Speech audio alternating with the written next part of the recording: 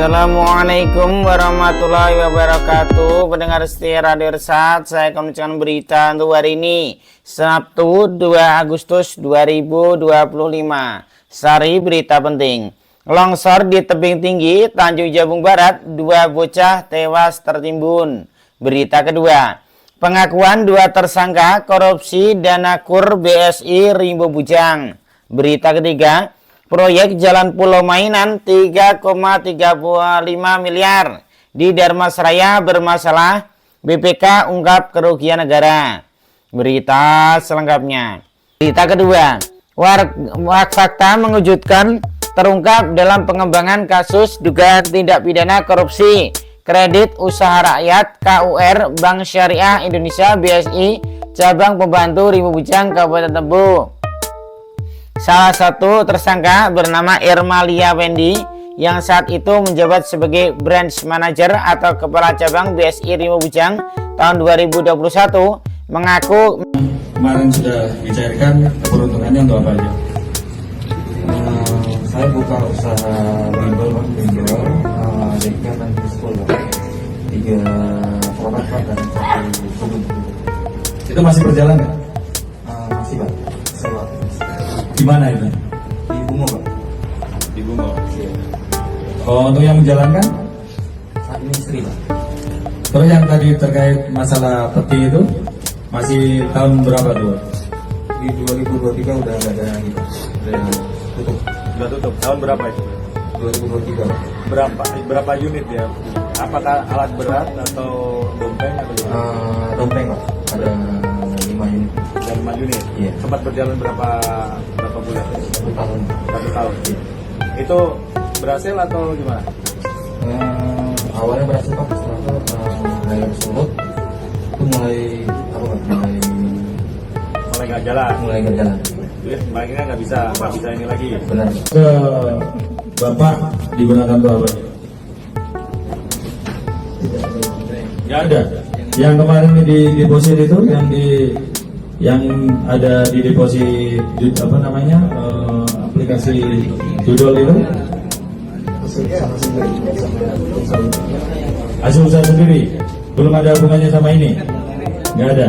Oh ya ada, itu pernyataan dari dia ya, kita nggak mungkin ya. Terima kasih. 1, 2, 3.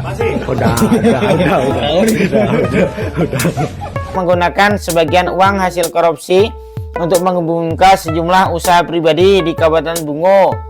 Dalam pemeriksaan, Ermalia Wendy mengungkapkan bahwa dana hasil korupsi KUR atau KUR digunakan untuk membiayai usaha penambangan tanpa izin alias dompeng emas sebanyak 5 unit yang dijalankan oleh sejak tahun 2023.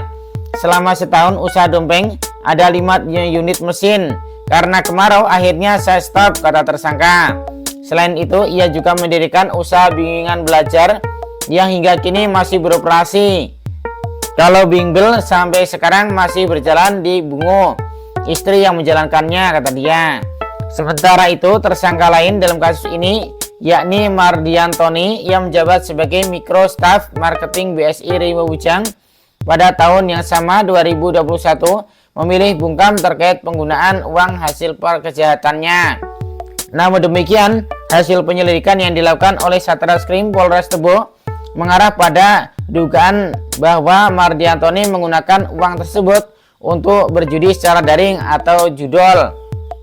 Kapolres Tebo AKBP Trianto SHMH menyebutkan bahwa pihaknya menemukan deposit dana senilai 300 juta lebih pada rekening pribadi tersangka Mardiantoni yang diduga kuat merupakan hasil transaksi judi daring atau judi online. Ya terserah apa itu pengakuan tersangka, kita lihat saja nanti seperti apa perkembangannya di pengadilan, ujar AKBP Trianto usai konferensi pers di Mapolres Tebo Kamis 31 Juli 2025. Seperti di kedua tersangka diduga terlibat dalam penyaluran kredit fiktif kepada 26 nasabah yang identitasnya dimanipulasi untuk meloloskan proses pencairan dana KUR. Total kerugian negara dalam kasus ini ditaksir mencapai lebih dari 4,8 miliar rupiah. Polisi juga telah menyita uang senilai 3,8 miliar rupiah, puluhan dokumen dan aset lainnya sebagai barang bukti. Kedua tersangka dijerat dengan pasal 2 ayat 1 dan pasal 3 Undang-Undang Nomor RI Nomor 30 Tahun 2001 tentang pemberantasan tindak pidana korupsi dengan ancaman hukuman penjara maksimal 20 tahun. Sumber berita Portal Tebu. Demikian berita untuk hari ini. Terima kasih atas perhatian Anda. Wassalamualaikum warahmatullahi wabarakatuh.